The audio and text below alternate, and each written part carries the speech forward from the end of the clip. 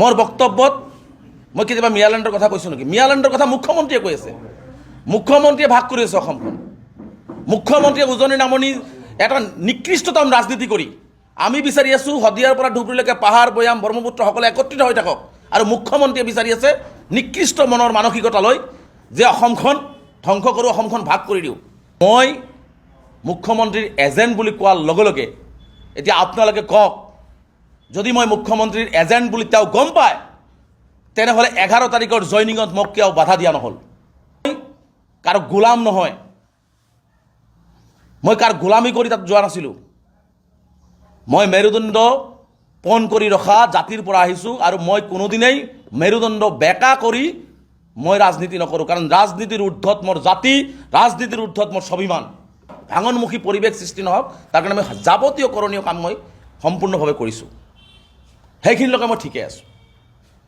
তাৰপিছত মই যেতিয়া প্ৰতিক্ৰিয়াবিলাক চলি থাকিল পিছদিনাখনো, তাৰপিছত আকৌ দেখিলোঁ ৰাতিপুৱা দেখিলোঁ ভয়ানকভাৱে মুখ্যমন্ত্ৰী হিমন্ত বিশ্ব শৰ্মা ডাঙৰীয়াই যি ধৰণে দুদিন মোক লৈ বিভিন্ন ধৰণে তুচ্ছ তাচ্ছিল্য, মিয়ালেণ্ড, এটা সংবাদ মাধ্যমতো ক'লে যে মিয়ালেণ্ড বনাব খুজিছোঁ।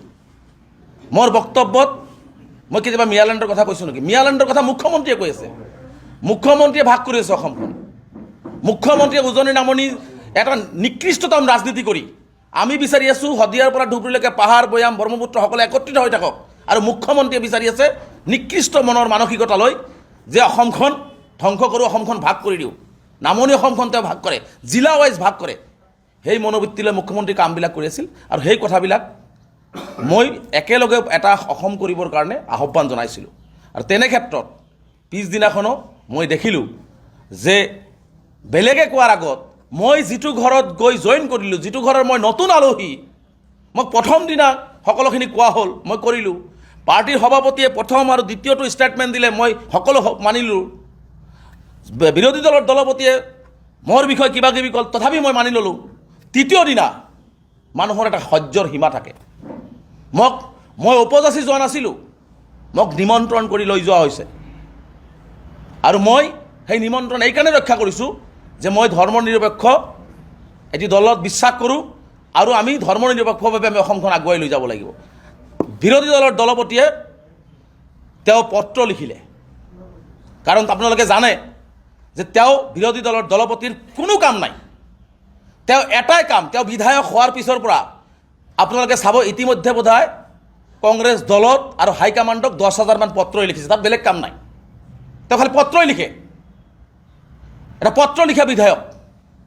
সেই পত্ৰ লিখি লিখি দলৰ মাজত বিভিন্ন ধৰণৰ বিভাজন সৃষ্টি কৰে।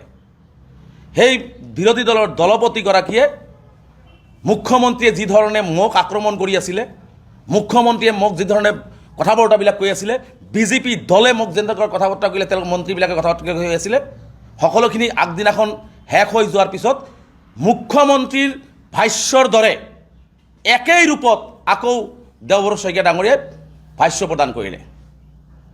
আৰু তেতিয়া মই মোৰ বিবেকক মই প্ৰশ্ন কৰিলোঁ যে যিটো ঘৰত মই আলহী নতুন, যিটো ঘৰৰ অলপ কথা বতৰা লৈ সকলোখিনি বিতৰ্ক হ'ল আৰু সকলোখিনি মই মানি লৈ সকলোখিনি কৰিলোঁ, তাৰ পিছতো সেইটো ঘৰৰ সভাপতিৰ পিছতেই বিৰোধী দলৰ দলপতি তেখেতে প্ৰথম দিনাখন যি ক'ল দ্বিতীয় দিনাও তেওঁ আচলতে কাৰ চুতুলিপুৰ মতে তেওঁ মোক আক্ৰমণ কৰিলে।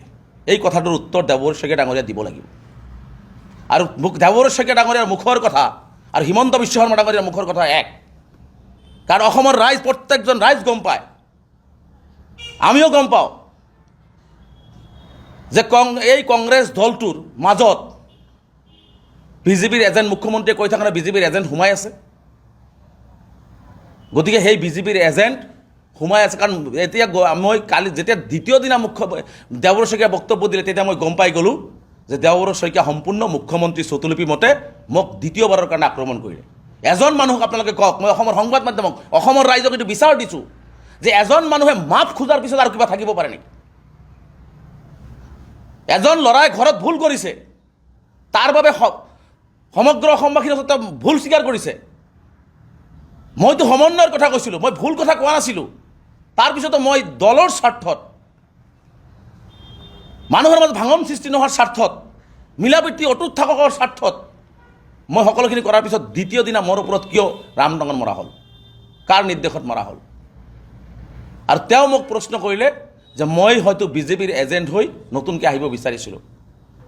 মই দেওবৰ শইকীয়া ডাঙৰীয়াক ক'ব বিচাৰিছোঁ, আপোনাক আগৰ পৰাই অসমৰ ৰাইজে সন্দেহৰ দৃষ্টিৰে চায়, নাজিৰাবাসীও চায়। কাৰণ বিধানসভাৰ মজিয়াত আপোনাৰ যি পাৰফৰ্মেঞ্চ, মুখ্যমন্ত্ৰীয়ে যেতিয়া আপোনাৰ দলৰ মানুহক আক্ৰমণ কৰে তেতিয়া আপোনাৰ যি নীৰৱতা, সেইটো কি সূচায় এইটো অসমবাসী ৰাইজে বুজি নাপায়। আৰু সেইজন মানুহে মোক কয়, কাৰণ মই জাতীয় সংগঠন কৰি গৈছোঁ, কাৰো লগত কোনোদিন আপোচ কৰা নাই, কোনোদিনে কাৰো লগত আপোচ কৰা নাই। সঠিক আৰু শুদ্ধ পথত 20 বছৰ সংগ্ৰাম কৰিছোঁ আৰু সংগ্ৰামী জীৱনত কোনোদিনে কাৰো লগত মই আপোচ কৰা নাই। হয়, য়েছ, কেতিয়াবা সংখ্যালঘু ৰাইজৰ সমস্যা লৈ অসমৰ মুখ্যমন্ত্ৰী ৰাজ্যপালক আমি সাক্ষাৎ কৰিব লগা হৈছে, আৰু সেইটো সম্পূৰ্ণ সংবাদ মাধ্যম এপইণ্টমেণ্ট লৈ আমচুৰ এটা টিম ৱাইজ গৈ মুখ্যমন্ত্ৰীক সাক্ষাৎ কৰি সমস্যাবিলাকৰ কথা, ৰাজ্যপালক সাক্ষাৎ কৰি সমস্যাবিলাকৰ কথা কৈছোঁ। এইটো আমাৰ দায়িত্ব, ৰাজ্যখনৰ মুৰব্বী হিচাপে তেওঁৰ পৰা পাব লগা আছে, সেই পাব লগাখিনি আনিবৰ কাৰণে আমি যাব লাগিব আৰু প্ৰত্যেকটো দল সংগঠন যায়। গতিকে মই মুখ্যমন্ত্ৰীৰ এজেণ্ট বুলি কোৱাৰ লগে লগে এতিয়া আপোনালোকে কওক, যদি মই মুখ্যমন্ত্ৰীৰ এজেণ্ট বুলি তেওঁ গম পায় তেনেহ'লে 11 তাৰিখৰ জইনিঙত মোক কিয় বাধা দিয়া নহ'ল? দেওবৰ শইকীয়া ডাঙৰীয়া বিৰোধী দলৰ দলপতি, তেওঁ বাধা কিয় প্ৰদান নকৰিলে? দলৰ সভাপতিক পত্ৰ পিছদিনাখন 2 দিন পিছত লিখিব পাৰে, 2 দিন আগত কিয় তেওঁ লিখিব নোৱাৰিলে? কাৰণ দেৱবৰ শইকীয়া এই বিজেপিৰ এজেণ্ট হৈ কংগ্ৰেছ দলটোক আগবাঢ়ি যাব নিদিয়া, কংগ্ৰেছ দলটোক থানবান কৰিবৰ কাৰণে ঠিকা লৈছে। স্পষ্ট কথা, ঠিকা লৈছে তেওঁ। কাৰণ দেৱবৰ শইকীয়া ডাঙৰীয়াই যি ধৰণে বক্তব্যবিলাক দি আছে, পাৰ্টিৰ মাজত কথাবিলাক বেলেগ ফালে যায়, তেওঁৰ কথাবিলাক বেলেগ ফালে যায়। পাৰ্টীয়ে এটা কথা কয়, তেওঁ বেলেগ এটা কথা কয়। আৰু এই দলটোৰ মাজত এইসকল মানুহৰ কাৰণে নতুন যুৱচাম আহিব নোৱাৰে, নতুন যুৱচামে ইয়াত অংশগ্ৰহণ কৰিব নোৱাৰে। আৰু কোনোবাই যদি আহে তাক থাকিবলৈ দিয়াৰ ব্যৱস্থা উলিয়াই দিয়াৰ ব্যৱস্থা গ্ৰহণ কৰে। এতিয়া বহুতে কৈ আছে যে তেওঁ ইমান সোনকালে কিয় গৈছে? আপুনি চাব, ঘৰ এখনত লৈ ভাত খাব দিছে মালিকে, ভাত খোৱাৰ পিছত তেওঁক ৰখা হৈছে, কিবা ভুল ধৰি পেলাই তেওঁক গালি পৰা হৈছে, সকলোখিনি তেওঁ মানি লৈছে, তাৰপিছত আকৌ পিছদিনাখন তেওঁৰ ওপৰত আক্ৰমণ কৰিব, তাৰপিছত আপুনি সেই ঘৰখনত থাকিব পাৰিব নেকি? কাৰণ মই মেৰুদণ্ডবিহীন জাতিৰ পৰা অহা নাই, মই মেৰুদণ্ড পণ কৰি ৰখা জাতিৰ পৰা মই আহিছোঁ। মই কাৰো গোলাম নহয়, মই কাৰ গোলামী কৰি তাত যোৱা নাছিলোঁ।